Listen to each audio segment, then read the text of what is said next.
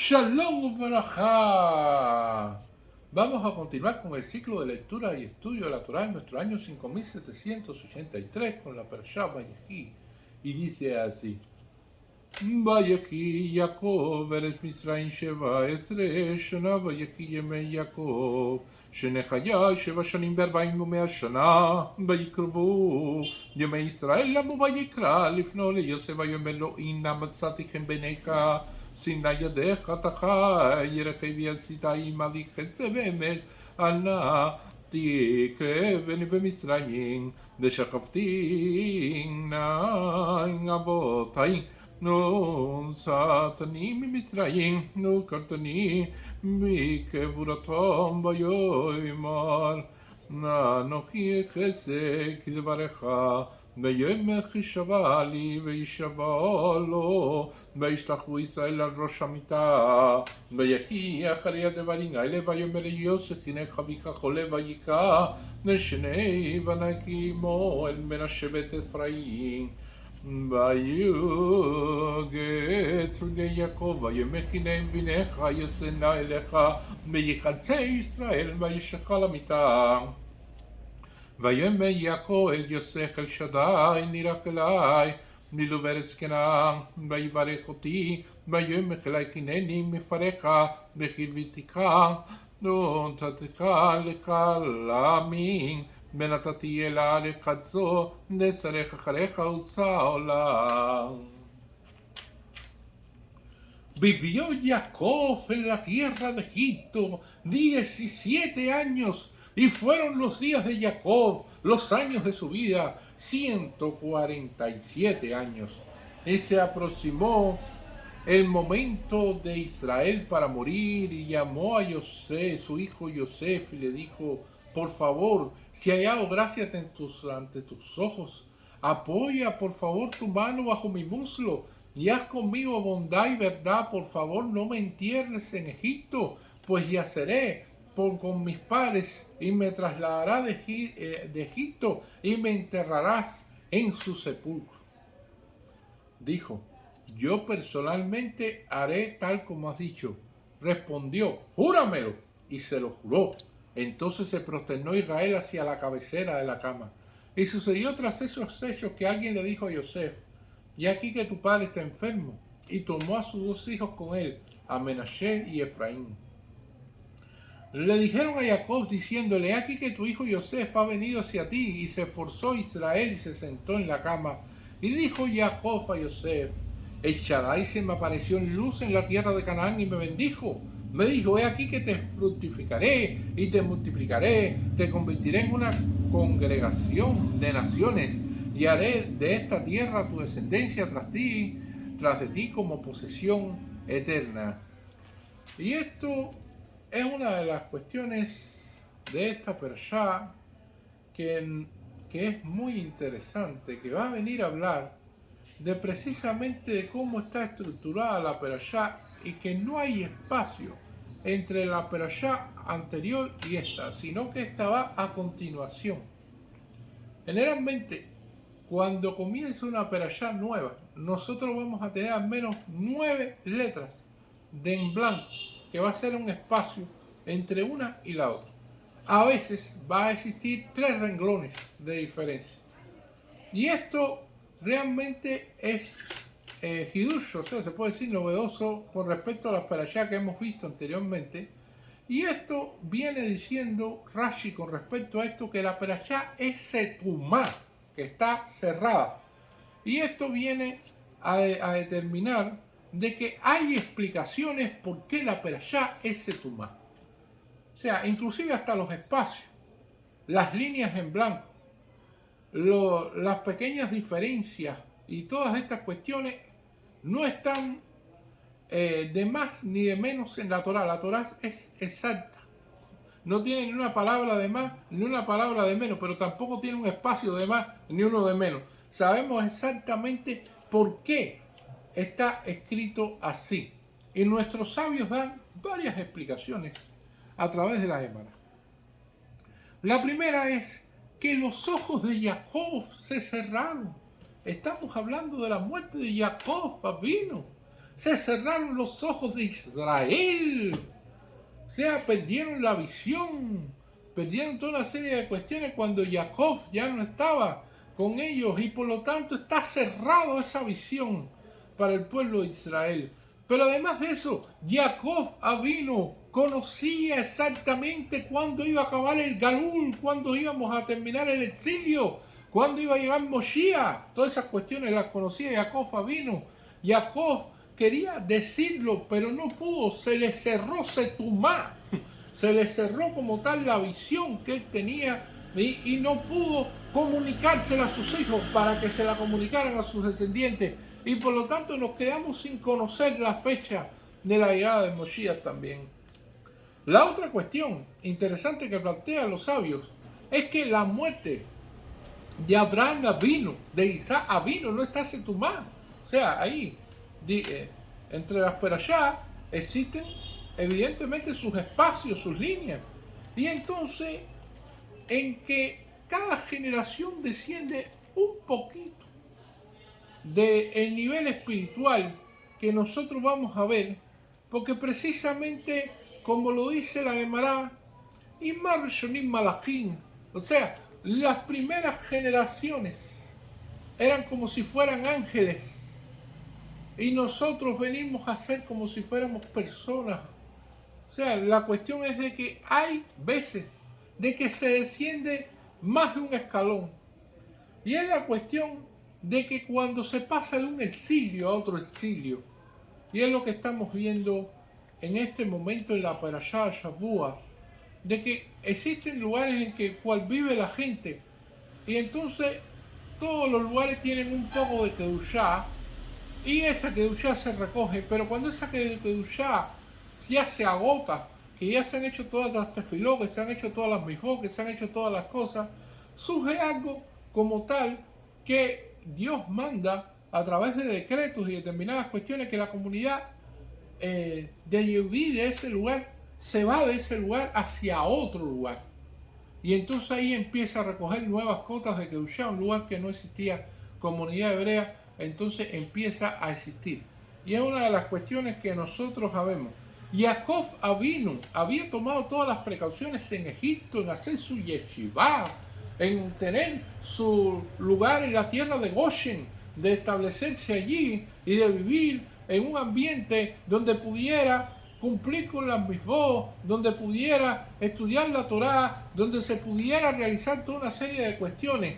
Al morir Jacob, el mundo cambió. Cambió, realmente sintieron el exilio. No lo habían sentido con esa fuerza hasta que Jacob fallece.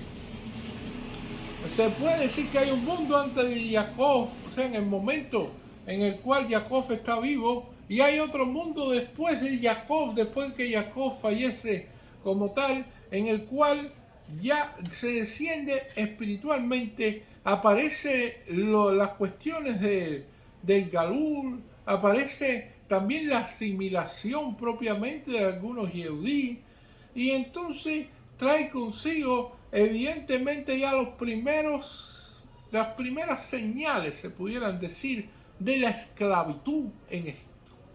Las primeras señales del proceso de esclavitud en Egipto. Y entonces vivió Jacob en la tierra de Egipto 17 años. Y sí, vivió allí, se puede decir que estuvo ese tiempo, porque precisamente fue el momento en el cual estuvo reunido con Yosef, el hijo que durante todo ese tiempo no había podido estar con él, porque precisamente Yosef había sido vendido como esclavo por sus hermanos y él había sido engañado precisamente por sus hijos que lo habían vendido. Y entonces trajo consigo de que estos años Jacob fueron los días de Jacob, que dicen que fueron 147 años, o sea, el total de años de su vida, y 17 años los cuales vivió en Egipto. Y se aproximó el momento de Israel para morir y llamó a su hijo a Yosef y le dijo: por favor, si hay gracia ante tus ojos, apoya por favor tu mano bajo mi muslo y haz conmigo bondad y verdad. Por favor, no me entierres en Egipto. pues yaceré con mi padre y me trasladarás de Egipto y me enterrarás en su sepulcro. Y esto realmente es una cuestión interesante, de que llegó el momento de Jacob para morir, llegó el momento de Jacob como tal, en el cual se sentía enfermo, vamos a ver después. Y Jacob fue la primera persona que rezó a Hashem para que una persona se sintiera enferma antes de fallecer. En la antigüedad, antes de Jacob vino, las personas morían de un estornudo. Nadie sabía que iba a morir o cuando en el proceso de que estaba enfermo y que había algo previo en lo cual la gente se preparaba de que la persona estaba en una situación difícil y que iba a morir, sino que sencillamente la gente estaba perfectamente bien de salud, tenía un estornudo y moría. De ahí surgió después la costumbre de que cuando las personas estornudan, los otros le dicen salud, porque precisamente viene de ahí, de aquella época cuando las personas estornudaban y morían así, porque era el tiempo que estaba designado para ellos. Jacob fue el primero en pedir que la persona se enfermara y que por lo tanto pudiera prepararse para la muerte y así poder hacer todo lo necesario de las bendiciones que debe darle a los hijos, de las cuestiones que debe preparar para ese nuevo proceso en el cual va a tener, o sea, todos esos elementos los cuales aparecen. Y Jacob está preparándose y precisamente le pide a Yosef que jure. Dijo, yo personalmente haré tal como has dicho. Y respondió, júramelo. Y se lo juró. Entonces se prosternó hacia la cabecera de la cama. Y una de las cuestiones muy interesantes, porque aquí en la forma de jurar, le dice, por favor, si hay hallado gracia ante tus ojos, apoya por favor tu mano bajo mi muslo y haz conmigo bondad y verdad. O sea, un juramento basado en el Brit Milá. Y una de las cuestiones interesantes que va a suceder aquí. Generalmente los juramentos se hacen con respecto a una misvá. Podía ser cualquier misvá. Sin embargo, Jacob insiste que se lo haga con la misvá del Brit Milá y que apoye la mano bajo su muslo en el Brit Milá. Y entonces, cuando lo hace así, los sabios preguntan, ¿y por qué? ¿Por qué escogió esa forma? De todas las misvá que tenemos y de todas las misvá que una persona puede hacer, va a escoger esta forma en específico. Y la cuestión es de que Jacob vio que Yosef tenía, se pudiera decir, una inclinación hacia esa misvá muy especial. ¿Por qué? Porque hizo que todos los egipcios se circuncidaran en Egipto. Cuando Yosef ocupó la posición de virrey y no quería que los hijos perdieran la misvá de Brit Milá, entonces lo que hizo Yosef en ese momento fue decretar de que todos los egipcios pueden hacerse el Brit Milá. Y de hecho se consideraba como una práctica normal en Egipto. No era algo exótico o algo extraño. Y por lo tanto todos los egipcios se circuncidaran, y él hizo eso a través de su posición de poder que tuvo en Egipto. Y entonces, si esa misvá es tan importante para Yosef como tal, entonces que jure por esa misvá, porque cada uno de los Yehudí tiene una misvá especial, una misvá en la cual se destaca. Hay personas en la tefilá que rezan palabra por palabra, que no se equivocan.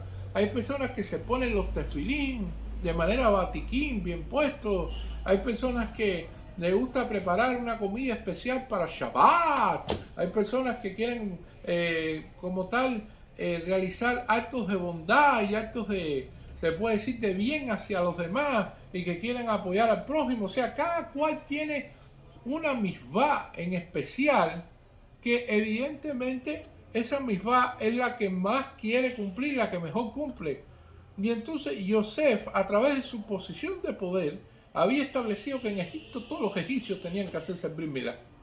Y eso fue realmente el proceso por el cual Jacob dijo, júramelo por la Milá, por el Brit Milá como tal. y le hizo jurar una cuestión que puede ser inclusive hasta contraria. ¿Por qué? Porque su madre, Rachel, o sea, la madre de Yosef, está enterrada en el medio del camino, no está enterrada en la cueva Macpela. Jacob evidentemente le está diciendo que quiere ser enterrado junto a sus padres en la cueva Macpela, pero Rachel está en el medio del camino. Entonces, ¿por qué enterrar a Jacob allí y no mover a Rachel?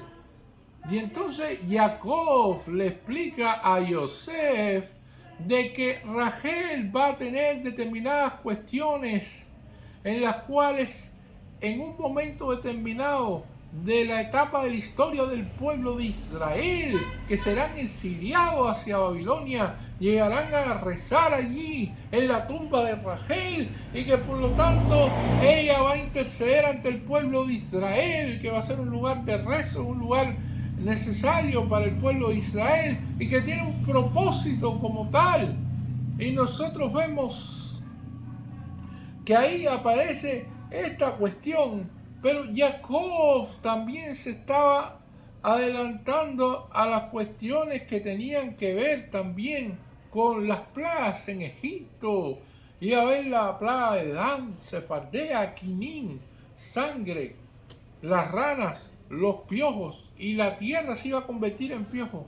Pero cuando la tierra se convertía en piojo y cuando sucedían todas estas plagas, la tierra se impurificaba y Jacob es verajá pura. Jacob no quiere ser parte y estar en ese lugar donde van a existir todas esas maldiciones, y por lo tanto quiere ser enterrado ya en la cueva Macpela, en un lugar santo, en un lugar sagrado donde reposan sus padres.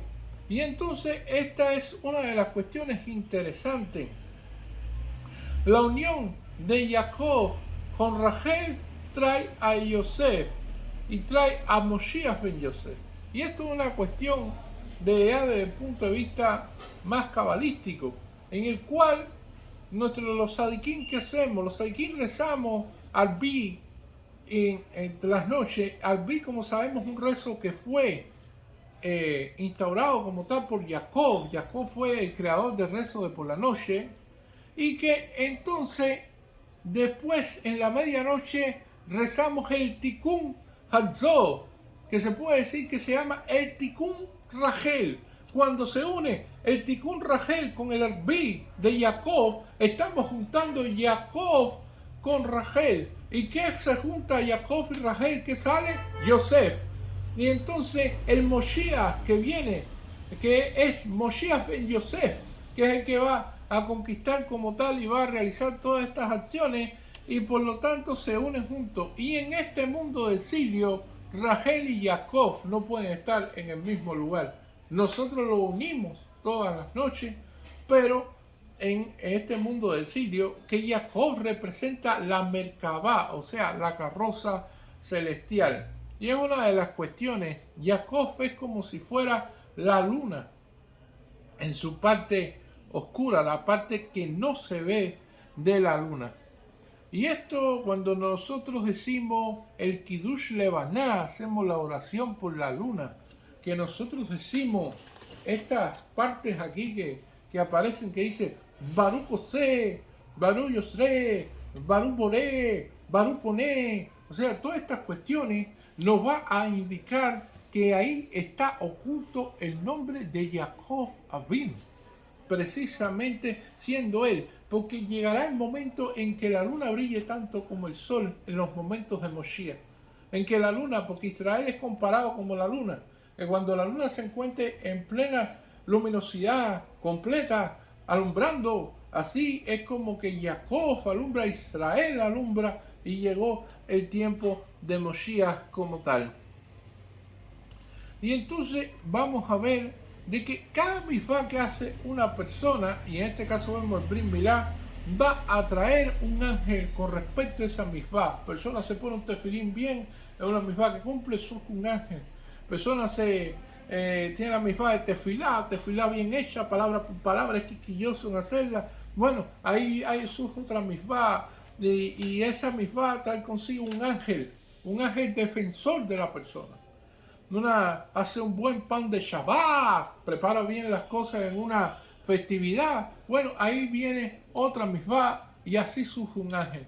Si la persona la misvá no la hace completamente, correctamente, el ángel está incompleto. Pero si la hace con todas las de la ley, el ángel está completo.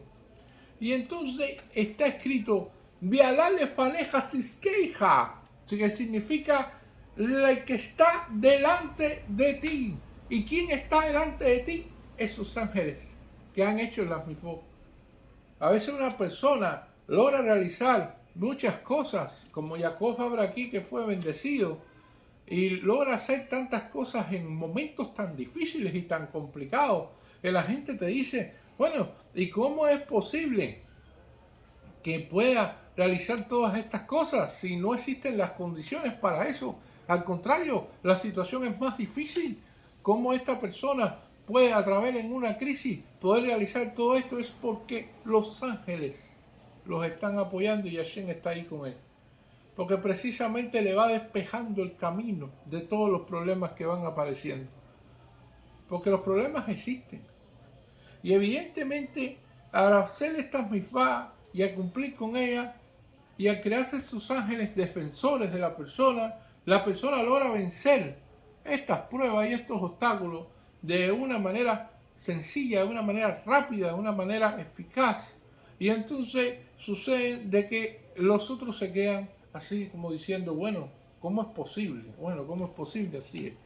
Y entonces la cuestión que va a aparecer aquí, que dice, y me trasladas a Egipto, pues yaceré con mis padres.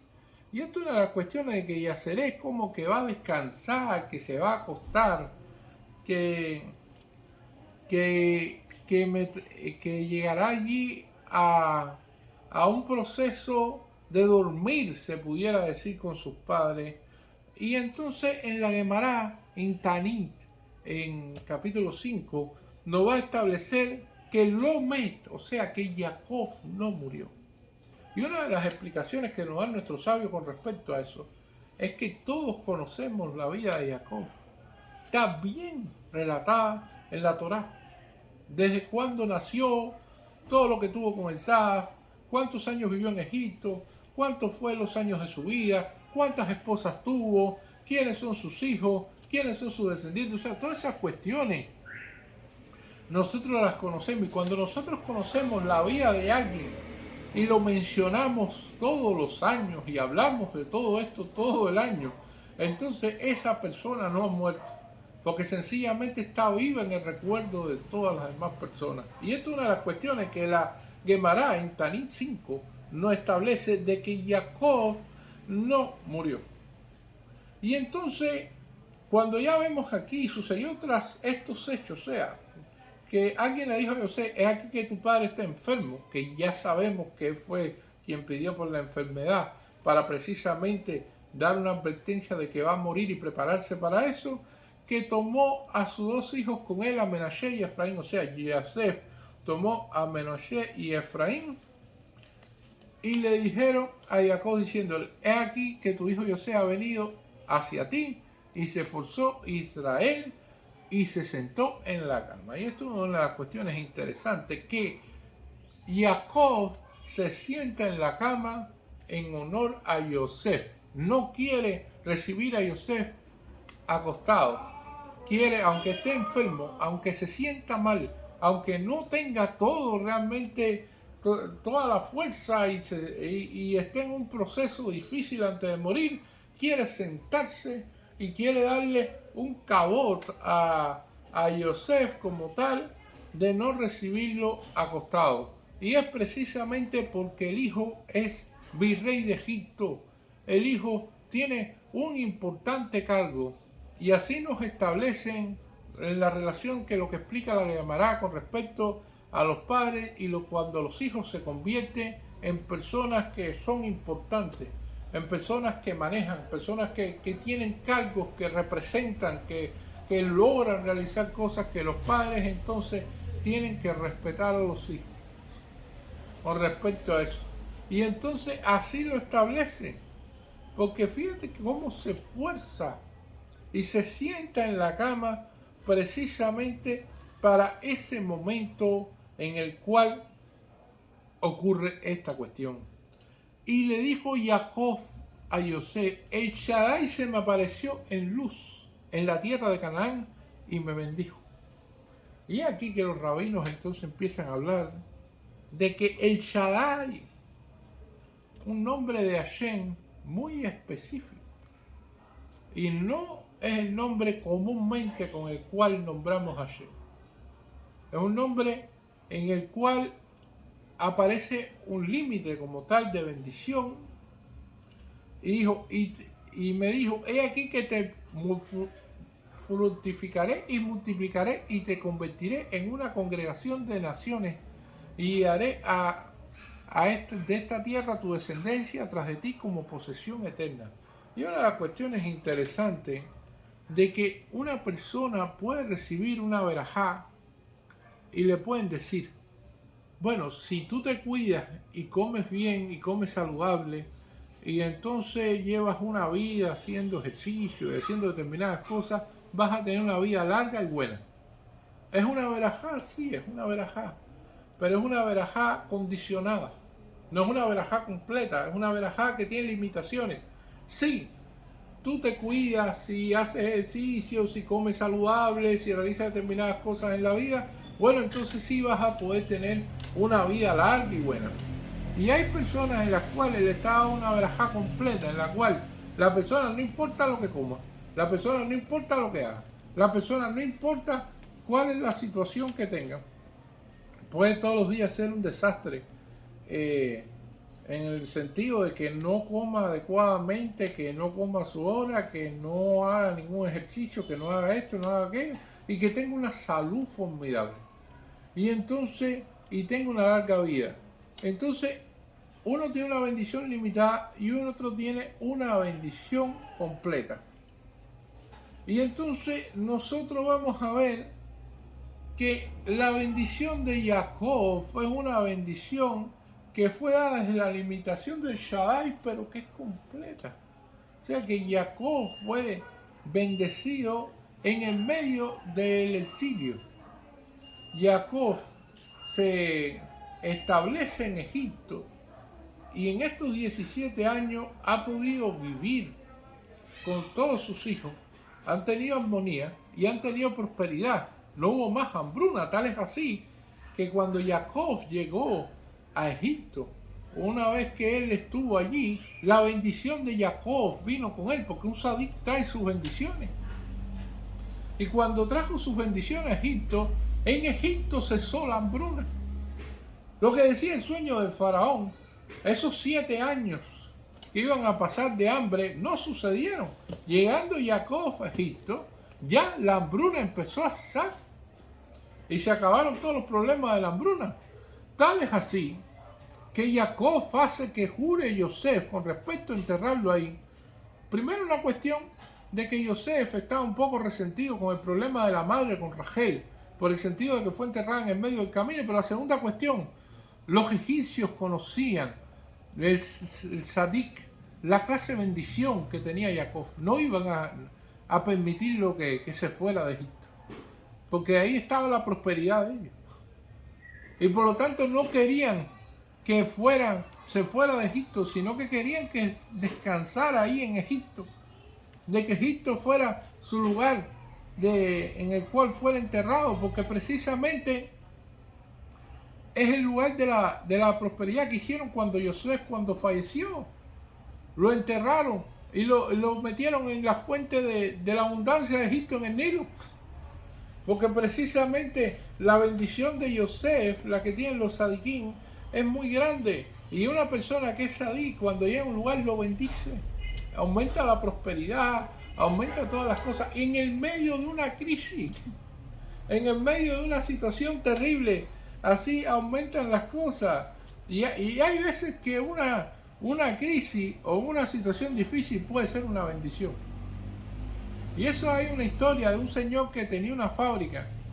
Y este señor, al tener una fábrica, le iba más o menos, o sea, tenía que trabajar muchísimo. y pagaba las cuentas y no podía ahorrar mucho. Llega un momento que la situación se pone difícil con la fábrica, de que no hay materias primas, de que no se puede producir tanto, de que la situación es compleja y que hay que pagar el seguro también que se paga contra incendios, contra terremotos, contra distintas cosas. Y el señor va a verlo las personas del seguro para renovar el seguro. Y dice, vos, con lo que vale esto, no estoy en condiciones de pagarlo. Y le dan 2 meses de plazo para pagarlo. Y él dice, no, no puedo pagarlo a los 2 meses. Y después le dan una semana y dice, bueno, déjame ver si puedo en una semana. Y la fábrica se quema. Al quemarse la fábrica no pudo pagar el seguro y cayó en quiebra. Al caer en quiebra, la persona tiene que empezar de cero. Y entonces, ¿qué hace? Personas que lo conocen le prestan dinero, con ese dinero compran mercancía y la revenden. Y así empezó un negocio de compra y venta y empezó a crecer y crecer y crecer, y hoy en día es una de las personas más ricas, se pudiera decir, en determinado lugar en el cual ha podido crecer indiscutiblemente. Y entonces, cuando lo mira en retrospectiva, dice, cuando Hashem me trajo consigo el incendio que destruyó mi fábrica y yo no pude cobrar el seguro, y que al final tuve que acabar con todo eso y me tuve que dedicar a otra cosa para buscarme sustento, entonces fue que se liberó la fuente de riqueza. A lo mejor Hashem le hubiera dejado la fábrica toda su vida, hubiera estado en esa fábrica trabajando 120 años y 120 años pasando trabajo sin llegar a ser millonario. Pero debido a que tuvo que empezar de nuevo, probar otras cosas, entonces logró hacer esa riqueza porque es la bendición que Hashem tenía para él. Por lo tanto, no piensen que todas las cosas negativas o lo que nosotros creemos que sea negativo, por lo tanto, tiene en sí un lado que a muchas veces no lo podemos entender. Y es una de las cuestiones importantes que tiene esto. Y bueno, Jacob lo plantea aquí. He aquí que te fructificaré y multiplicaré y te convertiré en una congregación de naciones y daré esta tierra a tu descendencia tras de ti como posesión eterna. Y esto es una de las cuestiones interesantes porque todavía esa tierra no había sido dada, pero en su momento será, o sea, le es prometido unas determinadas cuestiones. Ya se ha visto alguna de estas promesas de manera cumplida porque sus hijos y toda su descendencia, las 12 tribus estaban allí, y entonces de nosotros vamos a ver a posteriori de que sí se cumplen todas estas cosas que Hashem le prometió a Jacob. Muchas gracias.